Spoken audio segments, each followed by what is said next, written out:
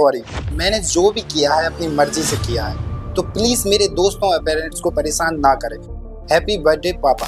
ये last words थे एक 17 साल के स्टूडेंट के जो कोटा में नीट की तैयारी कर रहा था और अगस्त 2023 को वह अपने रूम में सुसाइड कर लेता है। और कुछ ऐसे ही 21 वर्षीय सीए स्टूडेंट मानसी गढ़िया अपने घर में ही फांसी लगाकर सुसाइड कर लेती है, फैमिली प्रेशर और एकेडमिक प्रेशर की वजह से। आप कर ली और बच्चे ने एक नोट भी छोड़ा है। ये मासूम परीक्षा के नंबरों के आगे जिंदगी हार गया। Student by suicide while preparing for exams. लेकिन ये कोई पहले सुसाइड केसेस नहीं थे। एनसीआरबी के डाटा के अनुसार 2018 से हर साल 10,000 से ज्यादा स्टूडेंट सुसाइड कर रहे हैं और हर एक घंटे में एक स्टूडेंट सुसाइड कर लेता है और लगभग हर दिन 28 स्टूडेंट सुसाइड कर लेते हैं। लेकिन आपने कभी ये नहीं सोचा होगा कि ये सारे स्टूडेंट आकर सुसाइड कर क्यों लेते हैं। इन सभी सुसाइड के पीछे की एक घिनौनी सच्चाई है, जो है हमारा 3rd क्लास और घटिया एजुकेशन सिस्टम, जहाँ पर एक गरीब घर का लड़का जिसका बाप दिन रात मजदूरी करके अपने बच्चे को पढ़ाता है, नौकरी की तैयारी करवाता है, लेकिन एक अमीर बाप की औलाद पेपर्स को खरीद कर एग्जाम में टॉप कर जाता है और एक जो मेहनती था और काबिल था उसकी मेहनत पर पानी फेर कर चला जाता है। तो आज हम इस वीडियो में इसी एजुकेशन ट्रैप के बारे में बात करने वाले हैं, जिसमें फंसकर एक काबिल स्टूडेंट सुसाइड कर लेता है और एक अमीर का बच्चा टॉप कर जाता है। और इतने ज्यादा सुसाइड केसेस क्यों हमारे इंडिया में बढ़ रहे हैं? पिछले 7 साल में 70 से ज्यादा एग्जाम लीक हो चुके हैं, जिसकी वजह से 17 मिलियन से ज्यादा स्टूडेंट इफेक्ट हुए हैं। UP police, NEET UG, Telangana SSC, UP TET, इन पेपर लीक्स की वजह से पिछले 3 साल में 30,000 स्टूडेंट सुसाइड कर चुके हैं और सिर्फ 2022 में ही 13,000 स्टूडेंट ने सुसाइड किया था, जिनमें से 2,000 स्टूडेंट तो वो थे जो एग्जाम में फेल हुए थे। और इन सभी सुसाइड केसेस में सबसे ज्यादा सुसाइड परसेंटेज 9th और 10th क्लास के बच्चों का है। और सिर्फ बच्चे ही नहीं, इंडिया की सबसे बड़े इंस्टीट्यूट IIT, NIT, IIM से भी करीब 98 स्टूडेंट्स ने भी स्टडी प्रेशर ना झेल पाने की वजह से सुसाइड किया था। और ये मैं नहीं कह रहा, ये एनसीआरबी की रिपोर्ट कह रही है। और इन सभी बढ़ते हुए सुसाइड केसेस के पीछे की वजह हमारा घटिया एजुकेशन सिस्टम और बढ़ता हुआ अनएम्प्लॉयमेंट परसेंटेज। हर साल इंडिया में 1.5 मिलियन इंजीनियर्स और 8.5 मिलियन BA और BCom के स्टूडेंट ग्रेजुएट होते हैं, यानी कि हर साल 1 करोड़ स्टूडेंट्स इंडिया में अपनी ग्रेजुएशन को पूरा करते हैं, जो कि स्वीडन की टोटल पॉपुलेशन से भी ज्यादा है। लेकिन 1 in 4 MBA, 1 in 10 ग्रेजुएट्स को सिर्फ जॉब मिल पाती है। मतलब कि 1 करोड़ में से सिर्फ 10 लाख स्टूडेंट को जॉब मिल पाती है और 90 लाख स्टूडेंट बेरोजगार रह जाते हैं। और हमारे देश में बेरोजगारी इतनी ज्यादा बढ़ चुकी है कि हमारे देश के स्टूडेंट एक छोटी सी जॉब पाने के लिए कुछ भी कर जाने के लिए तैयार बैठे हैं, जैसे कि रसिया और यूक्रेन के वॉर में फाइट करने के लिए जाना। जी आपने बिल्कुल सही सुना, हमारे इंडिया के कुछ स्टूडेंट रसिया की तरफ से वॉर लड़ रहे हैं थोड़े से पैसे कमाने के लिए। मैं शुरू से बताता हूं कि ये सारे स्टूडेंट वहां पर पहुंचे कैसे। BBC की रिपोर्ट के हिसाब से अनएम्प्लॉयड इंडियन स्टूडेंट्स को रसिया और यूक्रेन के वॉर में भेजा जा रहा है। उनको पहले बोला जाता है कि उन्हें सिर्फ हेल्पर या सिक्योरिटी गार्ड की जॉब पर रखा जाएगा और उनकी पोस्टिंग वॉर जोन से दूर की जाएगी और उन्हें मंथली 1 से 1.5 लाख रुपए फीस के रूप में दिए जाएंगे उस काम को करने के लिए। और इसमें दिक्कत ये हो जाती है, जिन स्टूडेंट्स को मिलिट्री स्किल्स का घंटा भी नॉलेज नहीं था, वो भी वहां पर लड़ने के लिए पहुंच जाते हैं और उनको सीधा वॉर जोन में लड़ने के लिए भेज दिया जाता है।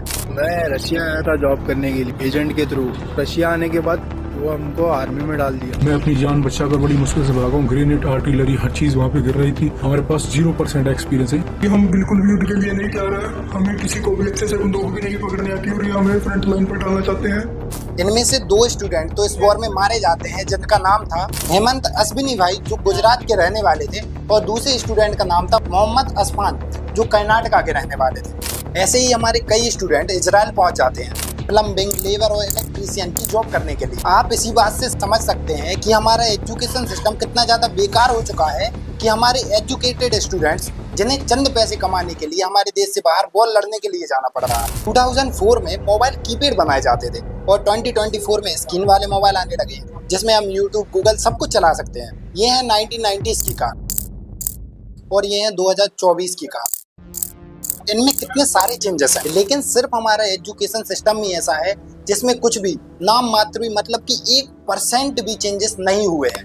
जैसा एजुकेशन सिस्टम हमें अंग्रेजों ने बना के दिया, हम उसी एजुकेशन सिस्टम को कुत्ते की तरह फॉलो करते जा रहे हैं।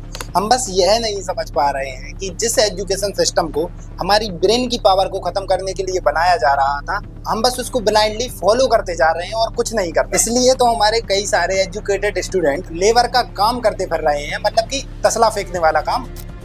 अब 15 साल से तुमने पढ़ने पर ध्यान दिया, इसलिए तुम ना कोई स्किल सीख पाए, इसलिए तुम्हें नतीजा क्या मिला, ना तुम्हें कोई ढंग की जॉब मिल पाई और ना तुमने कोई स्किल सीखने पर ध्यान दिया। और फिर जब तुमको एक ढंग की जॉब नहीं मिल पाती है तो तुम सरकार को दोष देते फिरते हो और बेरोजगारी का रोना रोते रहते हो। अब मेन बात तो ये है कि इस एजुकेशन सिस्टम को बनाया किसने और बनाया किस लिए। अब इस बात को जानने के लिए हमें पास्ट में थोड़ा पीछे जाना पड़ेगा। समय था 1806। एक बहुत बड़ा युद्ध होता है जिसे बैटल ऑफ जीना और स्ट्रीट के नाम से जाना जाता है, जिसमें नेपोलियन की आर्मी और पर्शिया के फ्रेडरिक विलियम III की आर्मी आपस में भिड़ जाती है और इस बैटल में नेपोलियन की आर्मी जीत जाती है, लेकिन इसमें पर्शिया की आर्मी हार जाती है। लेकिन रीजन क्या था? क्योंकि नेपोलियन की आर्मी जो थी वो नेपोलियन की हर इंस्ट्रक्शन को फॉलो कर रही थी, लेकिन पर्शिया की आर्मी अपने लीडर्स के इंस्ट्रक्शन को फॉलो नहीं कर रही थी, वह अपने हिसाब से लड़ रही थी। लेकिन असली गेम तो यहाँ से शुरू होने वाला था। Persian leaders 8 year compulsory education system बना देते हैं, जिसमें पर्शिया की पूरी पॉपुलेशन के बच्चों को एक ट्रेंड सोल्जर बना दिया जाएगा, जो सिर्फ और सिर्फ अपने लीडर्स के ऑर्डर्स को फॉलो करेंगे। उन्हें 6 साल से लेकर 14 साल की उम्र तक पढ़ाया जाएगा, लिखाया जाएगा, और ये इसलिए नहीं किया जाएगा कि उन्हें एक बहुत बड़ा साइंटिस्ट बनाना है, ये उन्हें एक ट्रेंड सोल्जर बनाने के लिए किया जा रहा था, जो उनके ऑर्डर्स को ब्लाइंडली फॉलो करे और कोई जवाब सवाल भी ना करे। अब तुम जब स्कूल में एंटर करते हो तो तुम्हें अपने ही क्लास में जाने के लिए परमिशन मांगनी पड़ती है, और तुम जब टीचर हो क्लास में तो जब तुम पैर पे पैर रख के बात नहीं कर सकते और टीचर्स को हमेशा good afternoon, good morning, good evening करते रहोगे। और तो और स्कूल में ड्रेस सिस्टम भी बनाया गया था जैसे कि एक आर्मी सोल्जर की होती है। ऐसे ही पानी पीने के लिए भी तुम्हें हजार बार टीचर्स से परमिशन मांगनी पड़ती है। अगर टीचर्स परमिशन नहीं देता तो तुम वहीं पर बैठो, वहीं उसकी परमिशन का इंतजार करो। ऐसे ही तो एक ट्रेंड सोल्जर को तैयार किया जाता है ना। और तुम अपने मन से कुछ कर ना सको इसलिए तो क्लासरूम में मॉनिटर्स को रखा जाता है जो तुम पर निगरानी रखे, तुम अपने मन का कुछ कर भी नहीं सको। इसी से ही तो तुम्हारी टोटल इंडिपेंडेंस को खत्म किया जाता है। अब तुम स्कूल में कम से कम 5 घंटे रहते हो, 12 से 5 बजे तक। अब सोचने को तो तुम्हारे पास सुबह से लेकर शाम तक का टाइम है, लेकिन इस टाइम में भी तुम कुछ अपनी एक्टिविटी ना कर सको इसलिए टीचर्स तुम्हें होमवर्क दे देते हैं। 12 बजे से तुम 5 बजे तक स्कूल में रहो, उसके बाद घर पे जाओ और होमवर्क करते रहो। कुछ स्किल सीखने का तुम्हें मौका ही नहीं मिल पाता, और अगर होमवर्क ना करो तो तुम्हें पनिशमेंट मिलेगी। ऐसे ही तो 10-15 सालों में हमारी पूरी इंडिपेंडेंस को खत्म कर दिया जाता और तुम्हें कोई स्किल सीखने का मौका ही नहीं मिल पाता। इसी तरह तो इन 10-15 सालों में तुम्हारी पूरी सोचने की क्षमता को खत्म कर दिया जाता है, और इन 10-15 सालों में जो टीचर्स पढ़ाए वही पढ़ो, जो गवर्नमेंट चाहे, जो गवर्नमेंट लिखे सिर्फ वो ही पढ़ते रहो।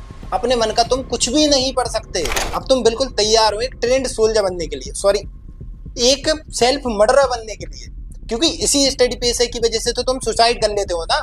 लेकिन इन स्टूडेंट का ऐसा करने के पीछे की वजह हमारे पेरेंट्स और उनकी हाइड मेंटालिटी भी है। इस वीडियो को देखो, ये वीडियो एक यूपीएससी एग्जाम की है जो कुछ महीने पहले कंडक्ट किया गया था, जहां पर ये लड़की एग्जाम में लेट हो जाती है, जिसकी वजह से इसे एग्जाम सेंटर में एंट्री तक नहीं मिल पाती, जिसकी वजह से इसके पेरेंट्स रोने लगते हैं। इवन इसकी माँ तो वहीं पर बेहोश हो जाती है। और इनकी इस वीडियो पर कुछ लोग कहते हैं कि तो क्या हुआ, एक एग्जाम ही तो मिस हुआ है, ये पेरेंट्स इतना प्रेशर क्यों ले रहे हैं। पेरेंट्स को ये क्यों नहीं समझ आ रहा कि इस एग्जाम के छूटने से उनकी दुनिया थोड़ी खत्म हो गई है यार। इसके पीछे का मेन रीजन है हमारे पेरेंट्स की हाइड मेंटालिटी। उन्हें सिर्फ यही लगता है कि करियर बनाने के लिए बस यही एक ऑप्शन है, वो है गवर्नमेंट जॉब, जिसकी वजह से स्टूडेंट प्रेशर में आके या तो वो सुसाइड कर लेते हैं या तो फिर इस एजुकेशन के ट्रैप में फंस जाते हैं। अब हमारा एजुकेशन सिस्टम जो है वो पूरे तरीके से लर्निंग पर ही डिपेंडेड है, जो सिर्फ स्टूडेंट को सिर्फ एक गवर्नमेंट जॉब पर फोकस कराता है। इस वीडियो में जो एस्पिरेंट्स दिख रहे हैं वो 1, 2 या 4 साल से नहीं बल्कि पिछले 27 साल से यूपीएससी की तैयारी कर रहे हैं। और इस वीडियो में जो एस्पिरेंट्स आपको दिख रहे हैं उसने जब कॉम्पिटिटिव एग्जाम की तैयारी करना शुरू किया था जब वो 18 साल का था, अब वो 30 साल का हो गया है, इसके बाद भी उसे कोई जॉब नहीं मिल पाता है। अब बात आती है रट्टा मारने वाले कल्चर की। आप लोगों ने 3 इडियट मूवी का ये सीन तो देखा ही होगा, जिसमें रेंचो जब मशीन का एक प्रैक्टिकल आंसर देता है तो उसे बेइज्जत करके क्लास से बाहर कर दिया जाता है, और जब चतुर रट्टा मारकर आंसर देता है तो टीचर उसको शाबाशी देता। और ये कल्चर मूवी से ज्यादा हमारे एजुकेशन सिस्टम में दिखाई देता है। इस वीडियो को देखिए जिसमें MIT के प्रोफेसर कॉन्सेप्ट को इतने अच्छे से समझा रहे हैं जो बात एक बच्चे तक को समझ आ जाए, और वहीं दूसरी तरफ हमारे कॉलेज में इतने बोरिंग तरीके से पढ़ाया जाता है जिसमें कई बच्चे तो बोर होकर वहीं पे सो जाते हैं। इसके अलावा हमारे इंडिया में टीचिंग क्वालिटी इतनी ज्यादा बेकार है कि हमारे कई टीचर्स को तो उनके नेम की स्पेलिंग तक नहीं पता, और तो और ये अपना नाम तक लिखना नहीं जानते। ऐसे ही जब हमारे टॉपर स्टूडेंट से पूछा गया कि पॉलिटिकल साइंस में क्या पढ़ाया जाता है, तो ये बताती है कि उसमें खाना बनाना सिखाया जाता है। और जब हमारे टीचर्स ही ऐसे होंगे तो हम हमारे स्टूडेंट की ये हालत तो एक्सपेक्ट कर ही सकते हैं। तो हमारे जब टीचर्स अच्छे होंगे ना, तभी हमारे स्टूडेंट का ये सुसाइड केसेस कम हो सकते हैं और हमारे स्टूडेंट की स्टडी पर कोई भी प्रेशर नहीं आएगा। खैर, आज की वीडियो को हम यहीं पर खत्म करते हैं और जाते जाते मैं बस यही कहना चाहूंगा कि चीन चपाक डम डम।